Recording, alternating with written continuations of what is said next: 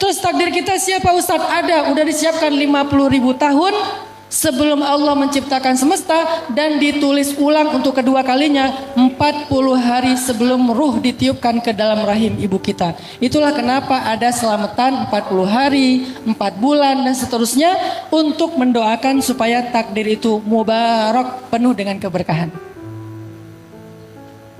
Jadi udah ditulis sebelum kita lahir, udah ditulis sebelum semesta diciptakan. Jangan berputus asa, jangan khawatir. Udah ada jodohnya masing-masing, udah ada jatah rezekinya masing-masing. Sehingga kalau misalnya kita berdagang nih ceritanya dalam mencari rezeki, orang yang percaya kepada takdir nggak akan curang. Orang yang percaya kepada takdir nggak akan menzolimi hak orang lain, nggak akan mengambil yang bukan haknya. Orang yang percaya kepada takdir, beriman kepada takdir, nggak akan khawatir kalau di jalan itu ada 1000 pedagang yang sama. Kenapa? Sebutir beras pun nggak akan ketukar. Lalu kenapa kita dengki sama teman kita yang mungkin tiba-tiba hari ini rame, besoknya giliran yang lain? Bukankah semuanya watilkal ayyam nudawiluha bainan nas? Bukankah setiap hari itu Allah mempergilirkan di antara manusia? Maka kenapa hasad? Kenapa dengki? Kenapa jadi menggosipi teman kita yang punya kelebihan rezeki dibandingkan kita? Sebutir beras pun gak akan ketukar. Sebutir padi pun gak akan ketukar. Terus kenapa harus mencari yang haram? Kenapa harus menghalangi hak orang lain? Kenapa harus menjelek-jelekan dagangan orang lain? Kenapa harus dengki dan menghina orang lain? Apakah dengan begitu kita merasa bahwa kita akan mendapatkan lebih dari dia? Gak akan ketukar walaupun kita menghina dia. An-nas kata Nabi, law ijtama'u ala ay yadurruk lan yadurruka illa bima kataballahu alaik walau ijtama'u ala an yanfa'uk lan yanfa'uka illa bima kataballahu lak.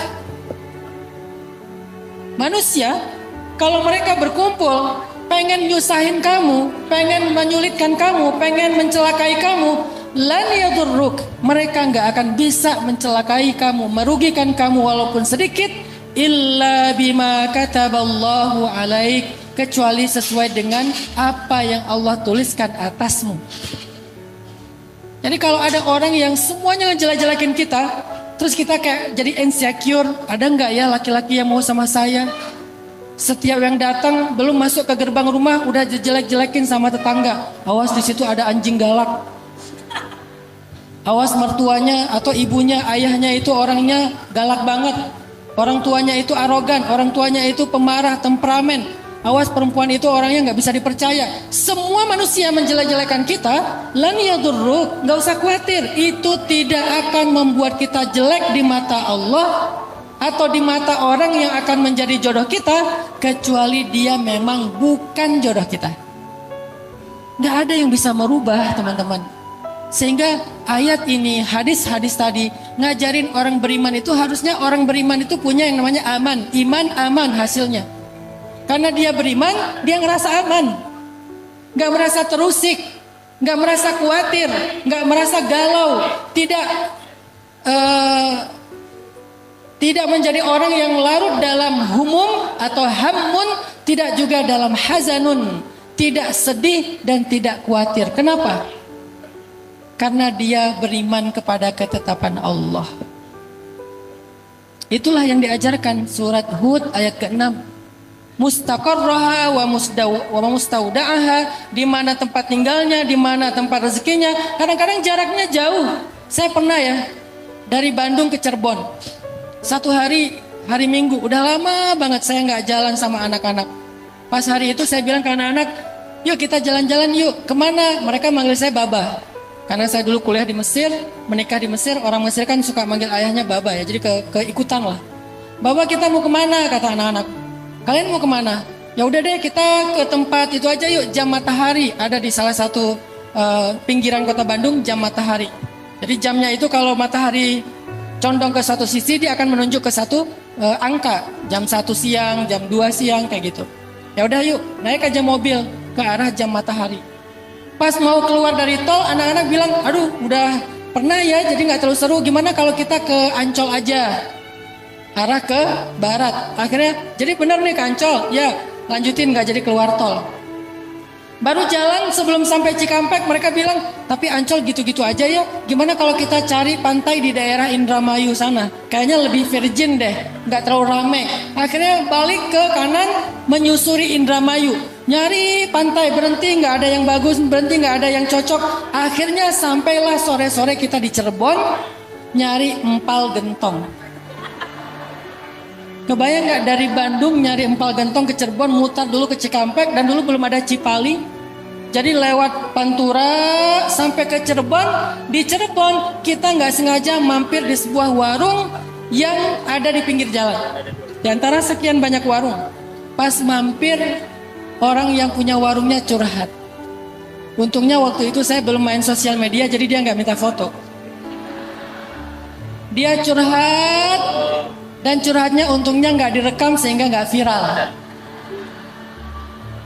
Dia curhat bilang apa? Ustadz, Pak, waktu itu kan nggak kenal ya. Pak, makasih ya udah mampir, dari pagi nggak ada yang datang ke warung kami. Akhirnya karena dia curhat, saya nggak tega. Selain saya makan bareng keluarga, saya bungkusin yang banyak supaya dia senang. Maka saya belanja lumayan banyak di situ. Kemudian kita lanjutkan perjalanan sampai di Bandung lagi, udah menjelang tengah malam. Hanya untuk makan empal gentong di Cirebon. Mustaqarraha wa mustauda'aha. Begitulah cara Allah. Pernah juga saya di mall. Di mall itu saya kayak mau lagi keluar dari mall, mau pulang, tapi salah ngambil jalan keluar. Pas saya salah ngambil jalan keluar, harusnya pintu utara, saya malah ke pintu barat. Saya ngelewatin satu toko di pojok banget. Dia lagi jualan kayak kaos-kaos cowok gitu yang ada tulisan-tulisan tentang sahabat Nabi, kata-kata bijak. Pas saya lewat, ini bagus nih kaosnya. Akhirnya saya belanja di situ. Saya berpikir, tempat dia itu nggak strategis, ada di pojok.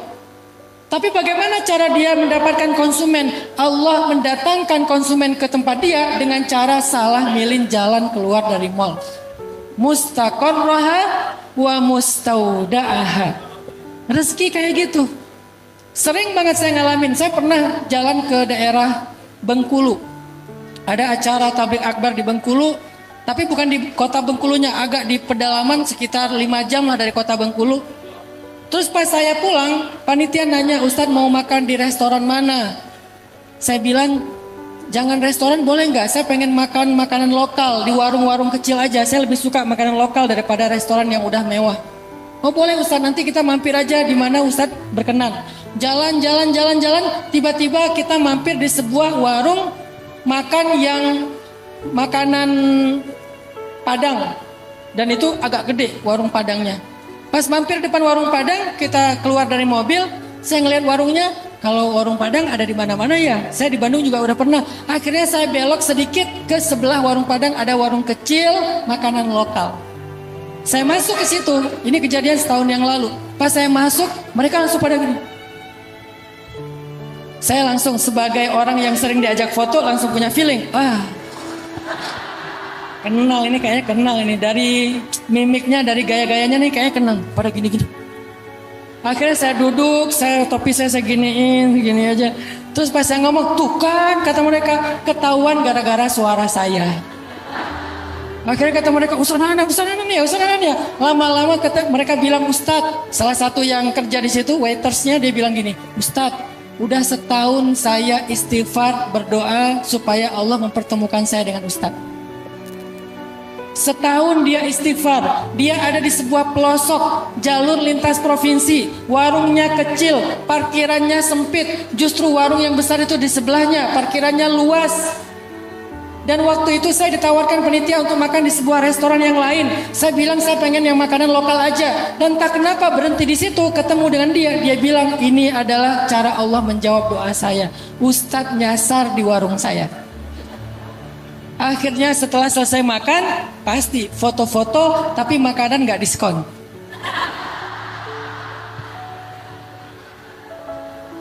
Artinya Allah memperjalankan saya. Subhanalladzi asra, Allah memperjalankan saya karena doa dia, bukan karena kesolehan saya. Dianya yang soleh. Doanya yang mustajabah, istighfarnya yang tulus sehingga Allah perjalankan saya. Padahal mustaqarrahanya ada di pelosok Bengkulu, sedangkan mustaudaahanya ada di Bandung. Bayangin, mustaqarraha di pelosok Bengkulu, mustaudaaha di Bandung. Tapi Allah pertemukan semuanya fi kitabim mubin. Dan kejadian itu sering saya alamin. Mungkin sempat viral juga di YouTube seorang tukang Gojek kan yang istighfar selama setahun, pengen ketemu sama Ustadz Hanan katanya. Kalau ketemu di taklim rasanya dari jarak jauh, pengen berdua, tapi kayak nggak mungkin. Siapa saya kata dia, tapi nggak berputus asa, istighfar aja. Suatu hari saya beres acara di masjid itu, saya telat dijemput sama keluarga. Akhirnya saya pesan Gojek. Pas dia di depan masjid, dia ambil. Dia pun nggak tahu itu saya. Pas saya datang, saya pakai, waktu itu lagi musim masker, saya pakai masker, pakai topi, dia nggak ngeh saya itu. Terus dia kasih helm. Di sepanjang jalan dia cerita, dia nanya, Mas sering ngaji di situ? Sering, saya bilang. Iya, saya juga sering. Di situ ustadznya enak katanya. Saya ngerti kajiannya nggak terlalu berat. Siapa? Saya tanya. Ustadz Hanan Ataki. Oh iya. Mas suka ngaji ke beliau juga? Ya sesekali. Lama ngobrol. Lama-lama dia curiga. Mas bentar, kok suaranya beda ya? Selalu kedeteknya lewat suara. Jadi nggak bisa bohong kalau udah suara. Kok suaranya beda ya? Sebentar, pas berhenti di lampu merah dia lihat ke belakang. Pas ngeliat ke belakang, Mas ini Ustadz Hanan ya? Ya, saya bilang langsung dia, astagfirullahaladzim. Heboh seperempatan itu. Orang-orang pada ngelihat semuanya, Ustadz Hanan. Pelan-pelan mas, pelan-pelan, gak usah teriak-teriak. Itu sepeda Nabi Adam, saya bilang. Akhirnya jalan sambil dia agak-agak oleng, dia shock gitu. Ustadz, saya udah setahun istighfar pengen ketemu Ustadz. Sampai di rumah saya, dia minta foto, dia curhat. Itu hasil keajaiban istighfarnya dia. Mustaqarrah saya adalah di rumah saya, mustaqarrahnya dia adalah di atas motor, mustaudaahnya dia adalah di rumah saya. Tapi bisa ketemu. Allah punya cara, fi kitabim mubin. Maka falimal ya'as. Kenapa harus berputus asa? Apa yang bikin kita sering berputus asa, galau, khawatir, bingung? Dan ekspresi berputus asanya adalah mencari jalan-jalan yang tidak halal. Dalam bab jodoh dengan pacaran misalnya. Kenapa pacaran? Karena takut diambil orang, Ustadz. Bukankah mustaqarrah wa mustaudaha sudah ada fi kitabim mubin? Kenapa nggak berani putus? Takut dia nanti jadian sama yang lain, Ustadz. Dia tuh favorit banget. Dia tuh adalah seorang atlet voli di kampung saya. Semua cewek-cewek sekampung suka sama dia. Bukankah mustaqarraha wa mustaudaha fi kitabim mubin? Baca ulang-ulang ayat ini, renungkan maknanya supaya muncul belief, iman dalam hati kita. Hasil dari iman itu aman. Hasil dari iman aman, itu asal kata yang sama, iman dengan aman. Jadi kalau kita nggak aman, kalau kita nggak stabil, kalau kita nggak tenang, pasti ada masalah dengan iman kita. Kalau mau mengukur, Ustadz, apakah saya termasuk orang yang baik imannya? Coba rasakan, aman nggak hati kita dari hal-hal yang nggak pasti dalam hidup? Kalau hati kita belum merasa aman, masih khawatir, masih galau, masih bimbang, berarti iman kita perlu diasah terus. Sampai dia tumakninah, sampai dia tenang, sakinah, sampai dia nggak muzabzabina baina dzalik, tidak zilzal, tidak zulzilu, tidak zannu billahi dzunun. Tidak berprasangka yang aneh-aneh. Muncullah ya ayyatuhan nafsul mutmainnah. Itulah orang yang beriman. Oke, tadi saya katakan orang kalau misalnya nggak beriman kepada mustaqarraha wa mustaudaaha, nggak beriman kepada kitabim mubin, nggak beriman kepada al-qadha wal qadar, hasilnya apa? Hasilnya putus asa. Putus asa itu ekspresinya kalau dalam masalah hubungan, pacaran. Kenapa pacaran? Karena dia berputus asa berharap kepada Allah, akhirnya dia ikhtiarkan sendiri. Akhirnya dia jaga sendiri. Akhirnya dia pegang sendiri hati orang itu. Padahal tidak ada yang mampu memegang hati siapapun, bahkan hati dirinya, semuanya ada di antara jemari Allah. Allah yang menggenggam, yang membolak-balikan hati manusia.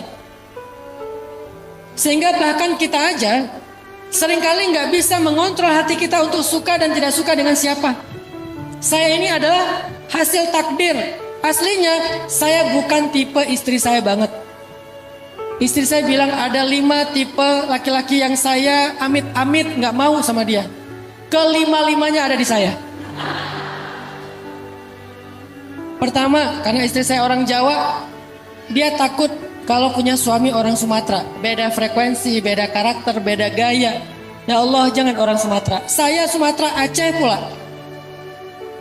Yang ngomongnya itu mungkin karena sekarang alhamdulillah saya udah lama di Jawa Barat, di Sunda. Jadi orang pikir saya orang Bandung, aslinya Aceh. Muka nggak mungkin dibohongin ya. Nggak ada kan muka orang Sunda kayak gini ya. Mata dekok. Jadi dia bilang, ya Allah kalau bisa jangan orang Sumatera. Bukan masalah suku, masalah kecocokan, karakter. Pengen yang sefrekuensi lah orang Jawa. Lebih santun, lebih apa. Kalau marah itu dia diem. Kalau orang Sumatera marah ya ngomong aja biar cepat rilis. Tapi orang lain yang kemudian kena mental. Ya Allah jangan orang Sumatera, saya orang Sumatera. Ya Allah kalau bisa dia jangan terlalu warnanya tuh agak terang dikit lah. Jangan terlalu dof lah, saya dof. Masya Allah. Yang ketiga, ya Allah kalau bisa jangan yang lebih muda dari saya, biar dia lebih dewasa, lebih matang. Saya lebih muda, walaupun gak jauh-jauh banget. Ya Allah kalau bisa dia jangan ustadz, dia takut. Kalau ustadz pokoknya adalah alasannya. Saya ustadz. Semua kriteria yang dia gak inginkan dari seorang calon suami, 5-5-nya ada di saya. Sehingga pas ketemu saya dia doa, ya Allah jangan yang itu ya Allah. Saya ketemu dia, saya doa, ya Allah yang itu aja ya Allah. Akhirnya jadi. Kenapa? Ustadz, doanya lebih mustajabah. Sebetulnya bukan itu. Sebetulnya mustaqarraha wa mustauda'aha. Yang satu di Aceh ujung Sumatera, yang satu di Tuban ujungnya Jawa Timur. Nggak ujung sih, pokoknya Jawa Timur lah. Karena ujungnya kan Banyuwangi ya. Yang satu di ujung Sumatera, yang satu di ujung Jawa. Mustaqarraha wa mustauda'aha. Ketemunya di Mesir.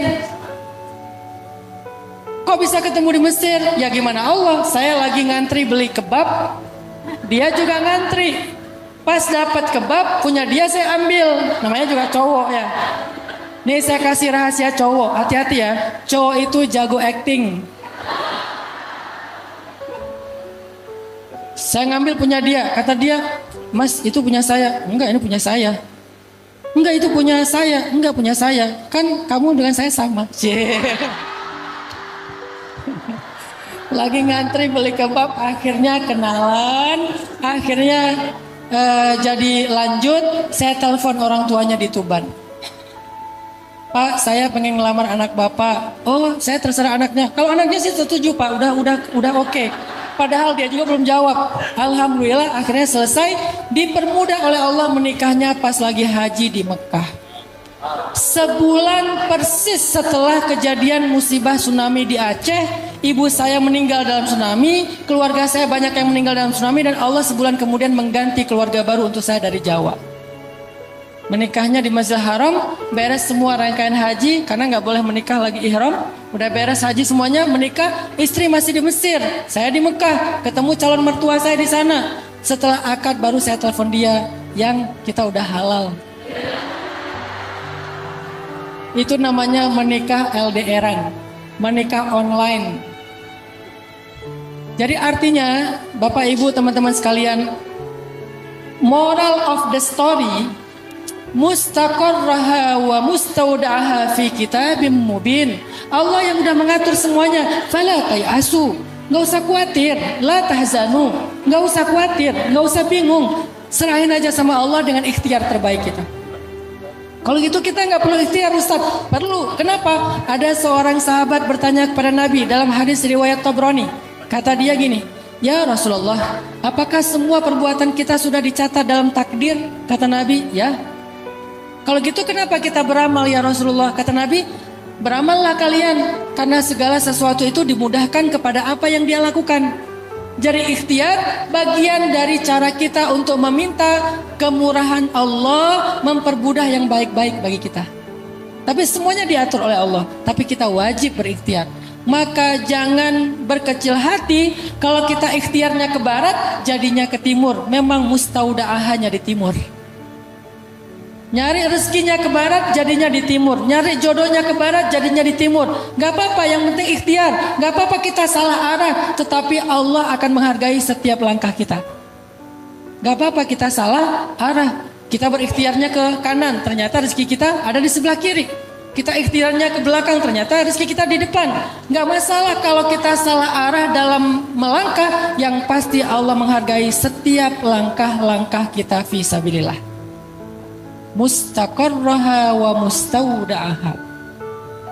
Maka kalau kita hubungkan dengan judul mengejar yang dirindukan, rezeki, keturunan, kebahagiaan, jodoh, nasib, cobalah kejar dengan mindset al-imanu bil qada'i wal qadar. Beriman kepada takdir. Karena kalau kita mengejar dengan konsep tidak beriman kepada takdir, kita akan capek sendiri. Apa maunya Allah? Kenapa begini? Allah nggak ridho kepada saya. Allah nggak rela ngelihat saya jadi orang benar. Bla bla bla bla bla bla. Akhirnya putus asa menjadi orang benar. Ada yang sudah berhijab. Setelah berhijab dia mendapatkan beberapa ujian hidup. Akhirnya dia balik lagi buka hijabnya. Kenapa? Berputus asa kepada rahmat Allah. Kenapa berputus asa? Nggak percaya dengan takdir tentang rezeki dan karir. Saya kasih contoh. Tahun 2015, waktu itu saya masih punya usaha kecil-kecilan kayak jual pulsa, bikin penerbitan buku kecil-kecilan di rumah. Waktu itu usaha saya lagi drop, sehingga penghasilan saya paling sebulan 2 juta, 3 juta, dan selalu habis untuk kebutuhan sehari-hari. Udah lama saya nggak megang uang lebih dari 2 juta atau 3 juta. Tiba-tiba suatu hari ada sebuah project, saya dapat untung 15 juta cash. Begitu saya dapat uang untung halal 15 juta, saya bahagia banget. Alhamdulillah bisa megang uang 15 juta, mau ditabung, mungkin bisa dipakai untuk beli ini dan itu. Baru seminggu saya megang uang 15 juta, tiba-tiba saya sakit kena DBD, harus dirawat di rumah sakit. Karena saya ngerasa punya uang cash, akhirnya saya di rumah sakit pengen dirawatnya tuh yang nyaman. Saya pilih kamar yang sendiri, nggak join sama pasien lain. Biar istri saya bisa nungguin saya dengan nyaman. Biar dia nggak akan sakit setelah ngejagain saya. Ada sofa bed buat dia istirahat. Ada kulkas buat nyimpanin makanan buat dia. Yang nyaman lah walaupun sedang sakit. Supaya istri saya bisa ngerawat saya dengan baik. Setelah beberapa hari dirawat di rumah sakit, saya dibolehkan pulang udah sembuh. Bayarlah tebusan biaya rumah sakit persis 15 juta. Sampai di rumah saya ngelamun aja. Masya Allah, Allah baik banget. Kenapa saya bilang Allah baik banget? Allah tahu seminggu lagi saya mau butuh uang 15 juta untuk berobat di rumah sakit. Karena sakit saya DBD itu udah ditulis di dalam takdir 50 ribu tahun yang lalu. Allah tahu itu. Maka untuk memudahkan saya, Allah kasih saya bekal 15 juta dengan satu proyek untuk berobat. Betapa baiknya Allah. Ini orang yang beriman kepada takdir. Kalau orang gak beriman kepada takdir, ngomongnya beda. Apa maumu ya Allah? Kayaknya engkau gak senang ya ngelihat saya happy sebentar. Baru dikasih rezeki 15 juta seminggu, kenapa sih diambil lagi? Tega banget Allah sama saya, Allah zalim sama saya, apa yang kurang dari saya, bla bla bla. Wa tazunnuna billahi dzunun, dan kalian berprasangka kepada Allah dengan banyak prasangka yang gak baik. Kenapa? Karena kalian lupa kepada semua itu ketetapan Allah. Allah tahu seminggu lagi saya mau sakit, makanya Allah kasih, Hanan, nih uang 15 juta buat berobat ya. Seandainya saya bisa mendengar wahyu, saya gak akan salah paham. Cuman kan kita gak bisa mendengar wahyu. Lalu bagaimana cara kita memahami maksud Allah? Dengan iman kepada takdir. Kalau enggak kita akan salah paham, ngira Allah itu jahat banget. Ngasih uang 15 juta baru seminggu diambil lagi. Bukan diambil, emang uangnya buat berobat. Uang itu bukan untuk beli motor. Uang itu bukan buat ditabung. Uang itu bukan hak saya. Uang itu adalah anugerah Allah. Karena Allah tahu saya butuh uang 15 juta untuk berobat seminggu lagi. Jadi Allah itu lagi nolongin saya atau lagi jahat sama saya? lagi nolongin saya. Itulah angle orang yang beriman kepada takdir. Tapi angle orang yang salah paham kepada takdir, yai'as wa yusi'uz dzan billah, dia berputus asa, dia berburuk sangka kepada Allah, dan itu awal dari keluh kesah hidupnya. Akhirnya dia putus asa, dia bilang, Allah nggak rela saya jadi orang benar nih kayaknya. Susah payah saya sabar cari rezeki yang halal, sekali-kalinya dapat 15 juta, baru seminggu udah diambil lagi. Kayaknya saya harus balik lagi kayak dulu cari rezeki yang tidak halal. Itu orang yang berputus asa. Sehingga Rasulullah SAW dalam hadis riwayat Tabrani juga pernah bilang gini, ini hadisnya sahih, kata Nabi, al-imanu bil qada'i wal qadar yuzilul hamma wal hazan. Iman kepada takdir akan menghilangkan al-hamma wal hazan. Apa itu al-ham? Al-ham itu artinya rasa sedih, trauma, luka, long grieving process, berlarut-larut dalam kesedihan di masa lalu. Itu namanya al-ham, humum. Sedangkan al-hazan, rasa khawatir, rasa bingung, rasa takut, rasa galau, rasa bimbang tentang masa depan. Itu namanya al-hazan. Maka orang yang beriman kepada takdir akan sembuh luka masa lalunya, akan tenang menjalani masa depannya. Yuzilul hamma wal hazan. Itulah kenapa kita diwajibkan beriman kepada rukun iman yang keenam ini, al-imanu bil qada'i wal qadar. Wajib kita beriman. Kalau enggak, maka cacatlah iman kita. Dan itu enggak bisa dipisah-pisah. Beda sama rukun Islam. Rukun Islam kalau ada yang kita enggak bisa amalkan, maka dimaafkan. Misalnya kita enggak bisa haji karena emang enggak mampu. Kita nggak berzakat karena tidak memiliki kelebihan rezeki, tidak sampai nisab, tidak sampai haul dan seterusnya.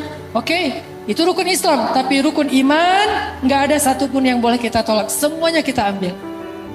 Dan kalau kita kaitkan dengan sifat wajib bagi Allah yang 20, Allah itu kudrat, iradat, ilmun. Allah tahu, Allah mampu, Allah mau. Jadi nggak ada satupun yang terjadi di luar Allah tahu, di luar Allah mampu, di luar Allah mau. Semuanya dalam ketentuan Allah. Itulah al-imanu bil qada'i wal qadar. Sehingga la tahzanu teman-teman tentang jodoh. Jangan khawatir. Ustadz, umur saya udah 27 tahun. Perempuan. Umur saya udah 27 tahun Ustadz. Ada nggak jodoh saya Ustadz? Ada, tunggu ya bentar lagi insya Allah. Kenapa Ustadz? Karena Sayyidah Khadijah aja 40 tahun. Ustadz, umur saya udah 30 tahun. Oh, dikit lagi tuh. Ustadz, umur saya udah 35. Bentar lagi tuh. Sabar. Ustadz, udah 39. Nah, Ustadz udah lewat 45. Gimana Ustadz? Kan kita bukan Khadijah. Emang kita sesolehah Khadijah. Artinya, la tayasu. Ada yang menikahnya baru ketemu dengan jodoh sejatinya di usia 60 tahun. Bisa. Ada yang di usia 25 tahun, ada yang di usia 50 tahun dan seterusnya. Yang penting jangan khawatir, ini baru 12 tahun, aku punya jodoh gak ya? Baru 12 tahun, baru lulus SD, udah mikirin jodoh. La tahzan, gak usah khawatir. Jadi apa arti la tahzan? Bukan jangan sedih, dalam konteks ayat itu adalah jangan khawatir. Kalau jangan sedih itu bukan al-hazan, tapi al-ham. Ada seorang sahabat namanya Abu Umamah. Dia sering duduk di masjid sambil ngelamun, padahal belum waktunya sholat. Sehingga Nabi datang pada dia terus nanya, ya Aba Umamah, mali araka fi masjidin min ghairi waqti sholah. Wahai Abu Umamah, kenapa aku selalu menemukan kamu di masjid padahal bukan waktunya sholat? Ada apa ya Abu Umamah? Malham. Apa masalah kamu ya Abu Umamah?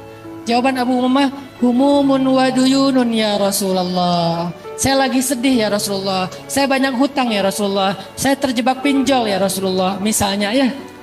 Humumun wa duyunun ya Rasulullah. Terus Nabi bilang, ala u'allimuka kalimatin. Boleh enggak? Mau enggak aku ajarin kamu satu kalimat, satu doa. Nih semacam dikasih ijazah sama Nabi. Kalau kamu baca doa ini di waktu pagi dan petang, Allah akan menghilangkan humummu, sedihmu, dan membayarkan hutangmu. Apa itu ya Rasul? Kata Nabi, Qul Allahumma inni a'udzubika minal hammi wal hazan wa minal ajazi wal kasal wa minal jubni wal bukhl wa min ghalabatid dain wa qahrir rijal. Kata Abu Umamah, setelah saya mendawamkan doa itu setiap pagi dan petang, Allah pun menghilangkan sedih saya dan membayarkan hutang-hutang saya. Artinya apa? Ketika kita punya humum, maka humum itu obatnya di langit bukan di bumi. Ketika kita punya hazan, obatnya hazan itu di langit bukan di bumi. Maka jangan pergi mencari obat di bumi untuk semua penyakit dan keluh kesah hati, jiwa dan mental kita. Carilah di langit. Bagaimana cara cari di langit, Ustaz? Mi'rajlah ke langit. Bagaimana cara kita mi'raj ke langit, Ustaz? Letakkan jidat kita sejajar dengan kaki kita dalam sujud. Itulah mi'rajnya seorang mukmin kepada Allah. Sehingga dengan cara itulah kita mencari obat hati kita. Aku lagi sedih nih. Wudu, Allahu Akbar. Salat apa Ustaz? Boleh salat hajat, boleh salat taubat, boleh salat mutlak. Berapa rakaat Ustaz? Bebas, namanya juga mutlak. Allahu Akbar. Salat. Pas sujud, panjangin sujudnya. Doa, Ustaz nggak hafal doanya, nggak tahu bahasa Arab. Ya udah, nanti beres salat baru doa. Karena kan kalau di dalam salat kita ucapkan selain ucapan doa ataupun yang diajarkan oleh Rasulullah dan para ulama, batal salat kita. Maka setelah sholat, ya Allah, saya sedih. Barusan saya diputusin dengan cara yang sangat kejam. Dia bilang gini, ya Allah, kita jadi adik kakak aja ya. Saya daripada jadi adik kakak mending jadi musuh ya Allah. Curhat sama Allah, munajat syakawa wa tashtaki ilallah. Khawlah bintu Sa'labah ditolong oleh Allah karena suka curhat kepada Allah, dan curhatnya direkam di dalam surat curhat. Apa surat curhat? Ada nggak surat curhat dalam Al-Quran? Ada, namanya suratul mujadalah atau mujadilah. Itu surat curhat. Ayat pertamanya tentang curhat. Qad sami'allahu qawlan lati tujadiluka fi zawjiha wa tashtaki ilallah wallahu yasma'u tahawurakuma. Sama Allah, ilmun sama, Allah mendengar. Jadi obatnya di langit, minta sama Allah. Akhirnya Allah hilangkan humum, Allah hilangkan hazan, Allah hilangkan segala keluh kesah di hati kita. Tapi modalnya iman kepada Allah. Ada orang yang sudah berdoa tapi belum hilang humum dan hazannya karena tidak beriman kepada takdir Allah, gak beriman kepada pengaturan Allah, gak beriman bahwa Allah itu sayang sama kita. Allah itu dasarnya gak tegaan sama kita. Apa arti gak tegaan dalam bahasa Arab? Ra'fah. Dan sifat Allah atau nama Allah itu Ra'ufun, maha tidak tega. Rahmanun, maha pengasih. Apa arti maha pengasih? Gampang kasihan. Rahman, gampang kasihan, nggak tega. Udah Rahman, Rahim, Raufun. Coba kurang apa Allah itu sama kita? Dasarnya gampang kasihan, dasarnya sayang banget, dasarnya nggak tega sama hambanya. Lebih daripada sayang, nggak tega dan kasihan seorang ibu kepada putranya. Allah lebih dari siapapun. Kalau Allah kasih sayang kepada kita lewat manusia, itu cuma 1/sekian ribu dari 1 bagian kasih sayang yang dibagi rata. 99 disimpan Allah khusus untuk hamba-hamba yang Allah kehendaki. Jadi dasarnya Allah itu kasihan sama kita. Jadi kalau ada orang yang kasihan sama kita akhirnya nolongin, Allah lebih daripada dia. Kalau ada orang yang gak tegaan sama kita untuk menyakiti, Allah lebih daripada dia. Kalau ada orang yang sayang banget sama kita sampai berkorban, Allah lebih daripada dia. Maka kenapa kita sedih dan khawatir? Kenapa kita sedih dan khawatir? Kita punya Allah yang maha sempurna. Enak banget orang yang beriman itu. Makanya Nabi bilang, ajaban li amril mu'min, inna amrahu kullahu khair. Mukmin itu menakjubkan, mukmin itu hebat banget, mukmin itu keren banget. Semua urusannya baik, semua urusannya baik.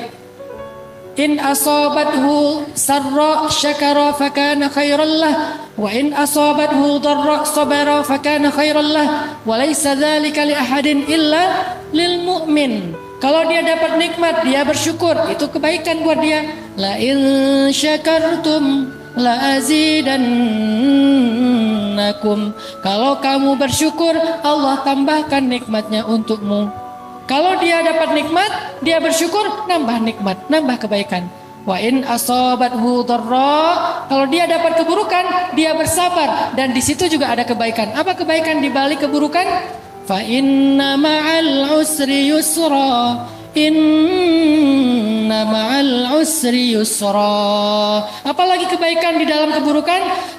Wa asa an takrahu syai'an wa huwa khairul lakum, wa asa an tuhibbu syai'an wa huwa syarrul lakum.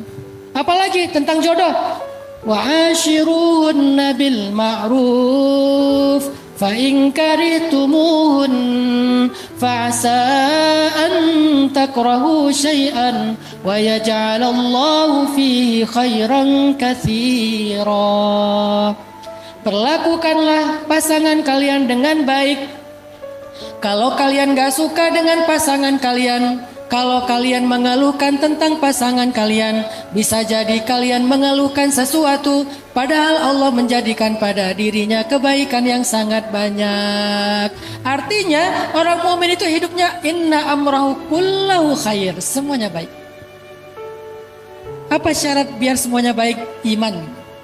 Percaya Allah maha baik, Allah maha sempurna, Allah maha penyayang, Allah maha pengasih, Allah maha gak tegaan, sehingga semua urusan hidup kita baik. Dapat musibah, di balik musibah ada kebaikan, bersama musibah ada kebaikan, dan orang yang sabar dapat berita gembira. Wa basyiris sabirin. Dari sisi mana kita dapat keburukan? Gak ada keburukan bagi orang yang beriman. Hanya orang yang kufur yang merasakan keburukan hidup. Semakin besar kekufurannya, semakin besar keluh kesah hidupnya. Semakin besar imannya, semakin besar bahagianya. Jaddidu imanakum. Perbaharui, recharging iman kita kepada Allah. Merecharging iman itu bukan cuma taklim kayak gini, tapi kita tafakur, kita ingat-ingat kebesaran Allah. Alam yajidka yatiman fa'awa wa wajadaka dhallan fahada wa wajadaka ailan fa'aghna. Bukankah itu bukti-bukti Allah sayang sama kita? Yang dicontohkan dalam kehidupan pribadinya Rasulullah SAW. Ma wadda'aka rabbuka wa ma qala. Allah gak pernah ninggalin kamu, Allah gak pernah bete sama kamu. Teman kadang bete sama kita, pasangan kadang bete sama kita, orang tua kadang bete sama kita, tapi Allah wa ma qala, gak pernah bete sama kita, gak pernah. Terus kenapa ada ujian musibah dalam hidup saya, Ustadz? Musibah ataupun ujian bukan tanda Allah bete. Kalau Allah marah, Allah gak ngasih ujian dan musibah, Allah ngasih azab. Dan itu hanya berlaku kepada orang kufur. Orang mukmin tidak mendapatkan azab. Orang mukmin mendapatkan ujian ataupun musibah yang fungsinya cuma dua, untuk mengangkat derajat atau menggugurkan dosa. Dan dua-duanya bukti Allah sayang, bukan bukti Allah marah. Ada hambanya berdosa, Allah gak mau dia nanti susah di akhiratnya. Karena di akhirat itu menebus dosa lebih susah daripada di dunia. Sementara amal ibadahnya kurang untuk membayar dosanya. Sehingga Allah kasih demam, Allah kasih sakit gigi, Allah kasih ujian, tertusuk duri jarinya. Apa fungsi semua itu? Untuk menggugurkan dosanya. Berarti Allah sayang sama dia. Sama kayak seorang dokter ketika sayang sama pasien, atau ibu ketika sayang sama anak yang lagi sakit, dikasih obat walaupun obatnya pahit. Jangan bilang ibu saya emang marah sama saya dikasih satu minuman yang pahit banget. Emang dia gak suka sama saya dari dulu. Gitu gak kita menyimpulkan? Enggak kan? Karena kita paham. Apakah kita paham maksud Allah? Ma'rifatullah, arif billah. Kalau kita ma'rifatullah, kita akan ngerti, oh pahitnya kehidupan itu obat untuk menyembuhkan, membersihkan luka-luka di tubuh saya, di dalam spiritual saya. Jadi Allah gak pernah qala, gak pernah benci, gak pernah marah, gak pernah bete sama kita. Ma wadda'aka rabbuka wa ma qala. Allah gak pernah nge-live kamu, unfollow kamu, unfriend kamu, ninggalin kamu sendiri, apalagi bete sama kamu. Allah gak pernah. Itu surat cinta banget dari Allah. Abdi, wahai hambaku, aku gak pernah ninggalin kamu, aku gak pernah bete sama kamu. Aku sami'ud du'a. Sami' bukan sami'. Sami' arti sami' doanya berulang-ulang itu lagi sampai bertahun-tahun, Allah masih dengar dan Allah betah mendengar doa kita. Nggak pernah, itu kan udah kemarin, nggak ada bahan lain ya. Nggak pernah kayak gitu. Sami'ud du'a, betah banget dengerin doa kita. Kita tuh harusnya beruntung banget teman-teman, punya Rabb, punya Allah yang maha sempurna. Falimal ya's wal hazan. Kenapa harus berputus asa dan khawatir? Semoga ayat ke-6 surat Hud bisa menjadi bahan renungan kita ketika iman lagi drop, ketika lagi galau. Ingat-ingat materi hari ini, coba tadabbur lagi, tafakur lagi, oh itu maksudnya. Sehingga dalam masalah jodoh, rezeki, apapun dalam hidup kita, ingat mustaqarraha wa mustauda'aha fi kitabim mubin. Semuanya diatur oleh Allah, dan Allah itu Rahmanun, Rahimun, Raufun, sekurang-kurangnya 3 nama yang mulia itu. Barakallahu fikum, wallahul muwafiq ila aqwamit thoriq. Wassalamualaikum warahmatullahi wabarakatuh.